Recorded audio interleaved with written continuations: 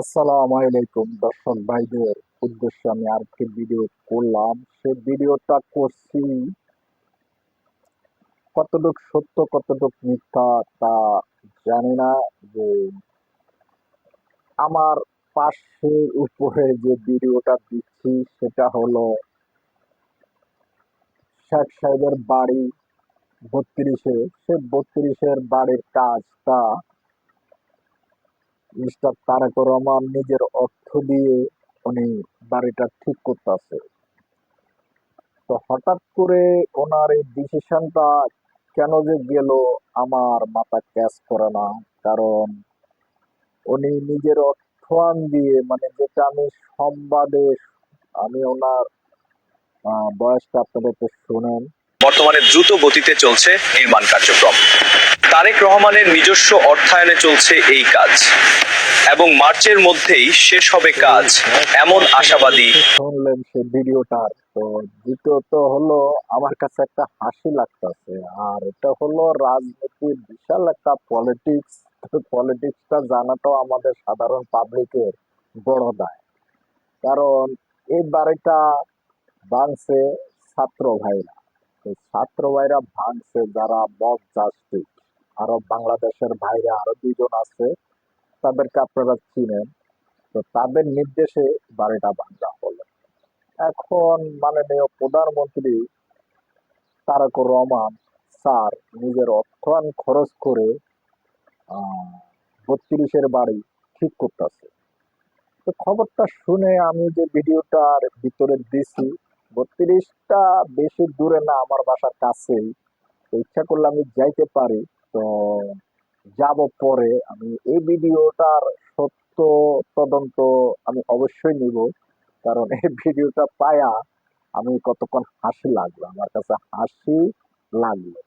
হয়তো আমাদের আমেলি যারা আমেলি করে তাদের কাছে খুব দুঃখ লাগবে। কারণ দুঃখ লাগবে এই কারণে যে খালেদা জিয়ার হাসিনার কাছেও দুঃখ লাগবে। যে বাড়িটা ভাঙছে ওনার বাপের বাড়ি, তাইলে ওনার বাপের বাড়ি যখন ভাঙছে অনেক দুঃখ তো ওনার লাগার কথা। তো বিষয়টা হলো তারেক রহমান স্যার হুট করে এই বাড়িটার কাজ ধরলো। এই জন্য আমার কাছে অবাক লাগলো যে তারেক রহমানের নিজের অর্থ দিয়ে ওনার এমন কি ঠেকা লাগছে যে ওনার এই বাড়িটা ঠিক করতে হবে। আমি এটা মানেটা বুঝতে পারলাম না। তো এই মানেটা যদি কোনো ভাইয়ের জানা থাকে তাহলে কমেন্ট বক্সে জানাবেন। কারণ উনি উনি একজন পলিটিশিয়ান, যে কারণ রাজনীতির পলিটিক্সকারী। আর হাসিনাও একজন রাজনীতির পলিটিক্সকারী, আর যারা ভাঙছে তারাও একটা রাজনীতির পলিটিক্সকারী। তো ওই বাড়িটা ভাঙছে উনি বিদেশে বই কোনো লোকেরে না করেন এ বাড়িটা ভাঙতে।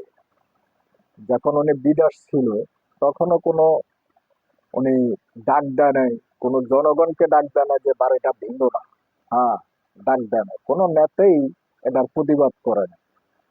আওয়ামী লীগের নেতারা তো নাই, তারা তো হইলো গেজেট আওয়ামী লীগের নেতা, মানে হাইব্রিড নেতারা। হাইব্রিড নেতারা তো ডাকছে।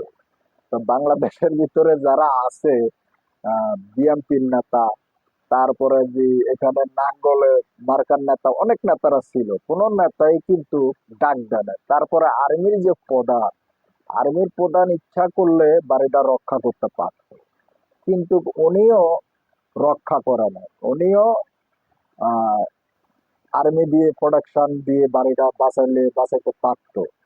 ইউনূস সরকারও যখন রাষ্ট্র ক্ষমতা ছিল, ইউনূস সরকারও কিন্তু এই বাড়িটা বাঁচাইতে পারতো। তো ইউনূস সরকারে কিন্তু বাড়িটা বাঁচাতে পারে না। ইউনূস সরকারও কিন্তু চাইছে যে বাড়িটা ভাঙো। ইউনূস সরকারের ইচ্ছা ছিল যে বাড়িটা ভাঙো। হ্যাঁ, তো এই জন্য ইউনূস সরকারে মব জাস্টিসের ছেলেবেলেদেরকে ডাক দেন। তো ডাক দেনে এখন হুট করে উনি 2 মাস রাষ্ট্র ক্ষমতা আসনে ইট বালু সিমেন্ট ওই বাসার সামনে গেল বাড়িটা ঠিক করতেছে। তো এটা দেখে আমার কাছে একটা আনন্দ লাগলো যে ওনার অর্থ খরচ করে শেখের বাড়ি ঠিক করতেছে। তো উনি বিদেশ বইয়ে তো ওনার দলীয় লোকগুলাকে নিষেধ নির্দেশনা দিতে পারতো যে শেখের বাড়িটা ভাঙতে না করে।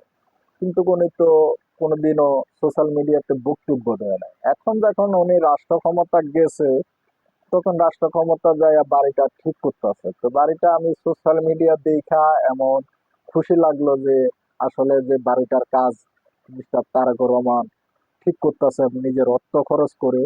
তা আসলে ওনাকে আমি ধন্যবাদ দিই। ওনার কোন মেধা খরচ করে, কোন পলিটিক্স করে উনি যে বাড়িটা ঠিক করতেছে, খুবই ভালো লাগতেছে। ওনাকে আমি ধন্যবাদ দিলাম, সালাম দিলাম। আশা করি উনি ওনার ক্ষমতাটা উনি চালায়া যাক, আর মব জাস্টিসের পোলাপাইনের বিচারটা যদি করে, তাইলে আরো খুবই খুশি হতাম, আনন্দ পাইতাম। খোদা হাফেজ, আসসালামু আলাইকুম।